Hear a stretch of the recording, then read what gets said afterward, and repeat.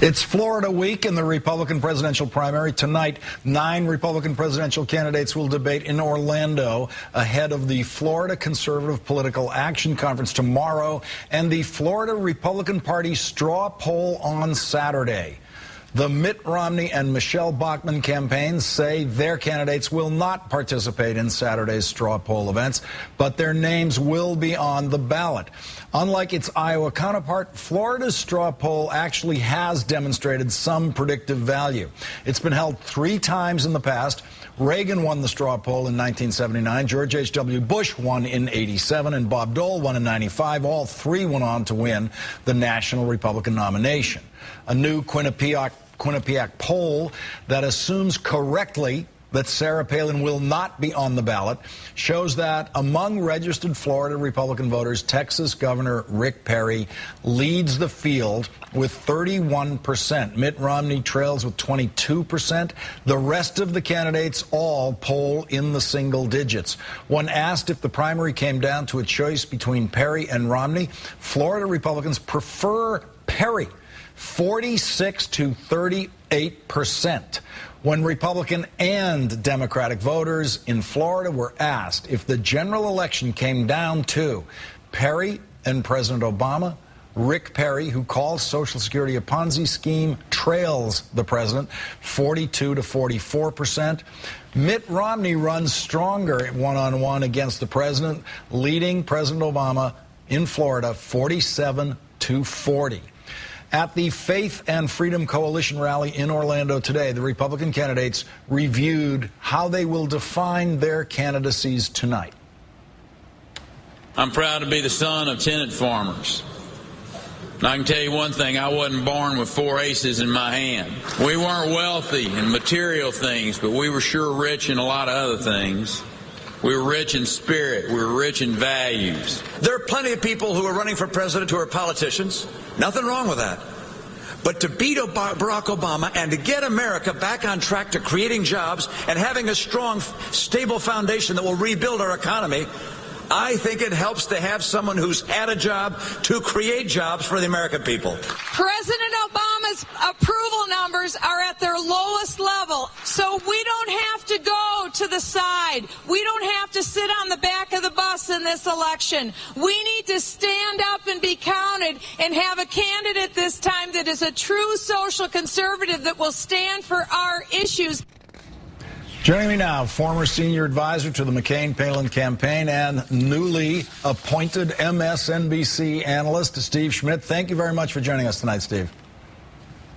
Great to be with you, Lawrence. Steve, after that first debate that Rick Perry participated in, you told me here on MSNBC that you thought the Obama campaign, after watching that first debate, was hoping to get Perry as a nominee rather than Romney as a nominee. That Florida poll going one-on-one, Perry against Obama, Romney against Obama, bears that out. There's a very significant difference there. Are voters going to start making their decision here based on electability, or when in the Republican primary do voters start turning in the direction of electability? I think that as long as you see 2 things, polls that have Rick Perry ahead of Mitt Romney and polls that have Mitt Romney ahead of Barack Obama, you're going to see the Romney campaign making a really big issue out of electability, saying that we're the stronger candidate in the race, that Mitt Romney's the Republican who can beat Barack Obama. And I think when you look at the Florida primary, which is a big, important primary, it was 4 years ago, it'll be very important in the general election. The single most important influencer on that is the outcome of the New Hampshire primary and the South Carolina primary. And you saw polls today in New Hampshire that show Mitt Romney gaining in his lead, and you show Rick Perry falling there. So I think the numbers in Florida, Lawrence, are an indication of what we're seeing at the national level. And we'll see, you know, in the debates going forward, how Rick Perry continues to stack up. But for sure, this is going to become an increasingly big part of Mitt Romney's campaign, so long as we see numbers like that. Does Rick Perry have to find a way to back off, to distance himself from his past statements on Social Security?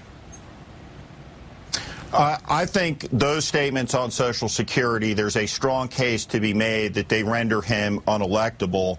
And I think there's a strong case to be made that his statements on Social Security are enormously problematic in a Republican primary. If you look at the migration into South Carolina, the coastal areas in Horry County among northeastern retirees, and obviously you look at the retiree population in the state of Florida, you know, many of whom will be voting and participating in a Republican primary, a debate about Social Security as opposed to the Republican candidate going and being able to talk about economic growth, expanding the economy, keeping the focus on the president's economic record. Republicans clearly want it to be the latter, not the former. So I think the Social Security issue is going to be a defining issue, not just in a general election if Rick Perry were the nominee, but I think it will be a big issue in the primary election. Let's bring in editorial director for AOL, Huffington Post, MSNBC analyst Howard Feynman. Howard, thanks for joining us. I'm glad we have Steve on our side. We used to call him Bullet during the campaign. So we've got someone who can guide me through Republican politics. I need a guide. Howard, on Social Security, for the Obama campaign, is it helpful to them to watch Mitt Romney basically campaigning, in effect, tonally anyway, as a defender of Social Security against Rick Perry? Will that help Mitt Romney going into a general election against President Obama, make it more difficult for the Democratic campaign to say that this Republican candidate is a threat to Social Security? Well, I think Mitt Romney has to hope that. I'm not sure that the Obama campaign would agree with that, and in fact, I know they won't. I think for right now, President Obama can use all the help he can get in defending the idea of the usefulness of government. And to the extent that it's kind of 2 against 1 here, meaning President Obama and Mitt Romney against Rick Perry, that helps Barack Obama. But if Mitt Romney were to get the nomination, you can be sure that whatever comradeship there might have been will be over, and that the Obama campaign, led by David Axelrod, whose nickname was Axe, by the way, when he was consulting in his earlier days, will go after Mitt Romney should he be the nominee as a tool of the Tea Party, as somebody who really doesn't have any firm beliefs. They'll separate him from Social Security as fast as they possibly can. Steve, I want you to listen to what Peggy Noonan said today in the Wall Street Journal about Rick Perry's statement about Israel. She said, in his first foreign policy foray, the GOP frontrunner looked like a cheap, base-playing buffoon. As I said, Mr. Obama can't win this election, but the Republicans can lose it by being small, by being extreme, by being, are we going to have to start using this word again? Unnuanced.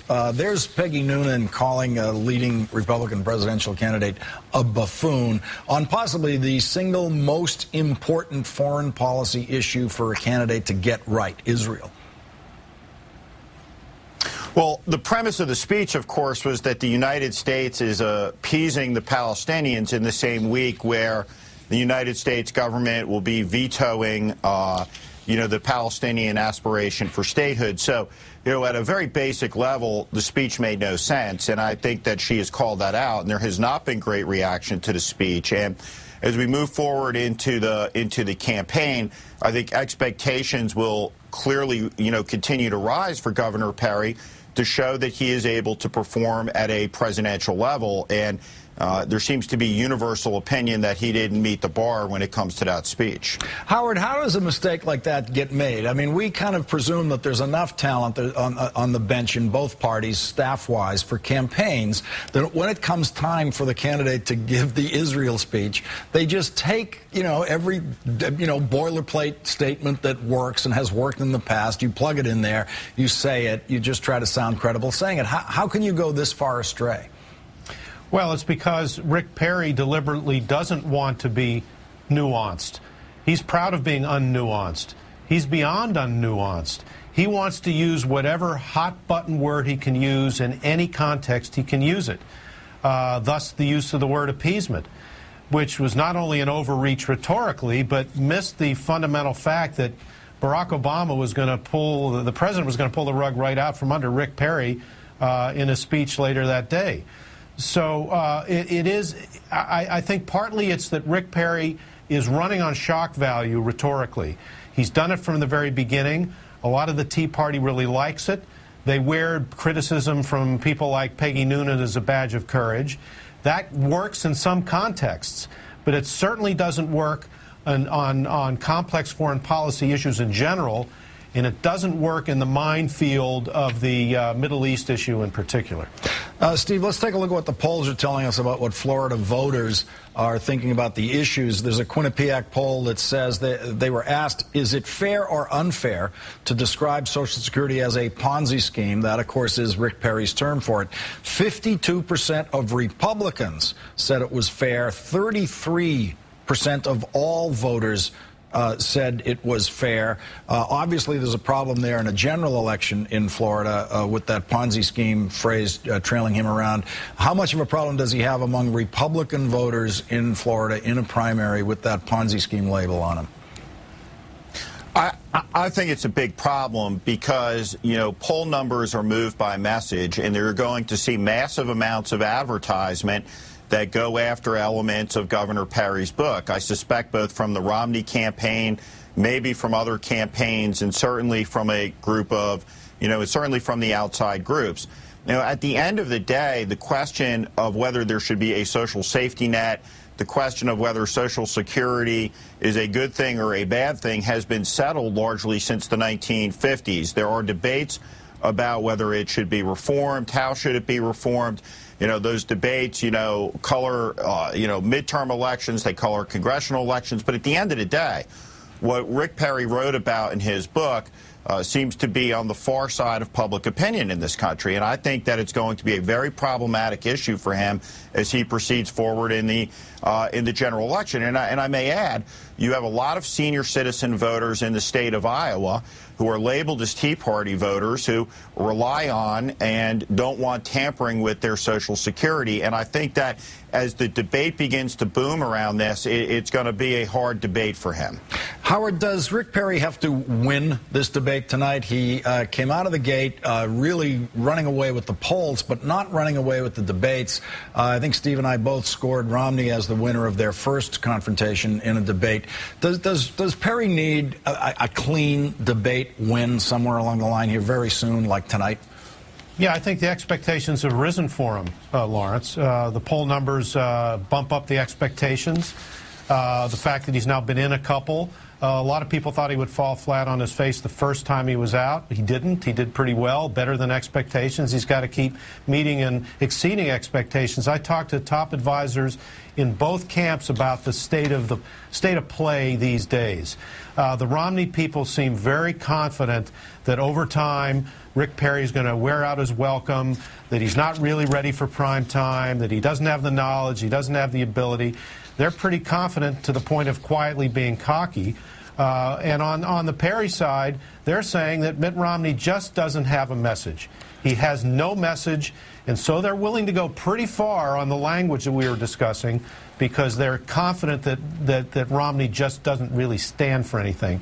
Those are the basic stances of the two sides, and if that's the case, you know, Rick Perry's got to put up. He's got to show that he does have a message, that it's clear and it's not frightening. Steve, it's the kind of message that can be a presidential one. Steve, quickly before we go, who of the also-rans do you think might cause the most trouble to the front runners on the debate tonight? Michelle Bachmann, Ron Paul?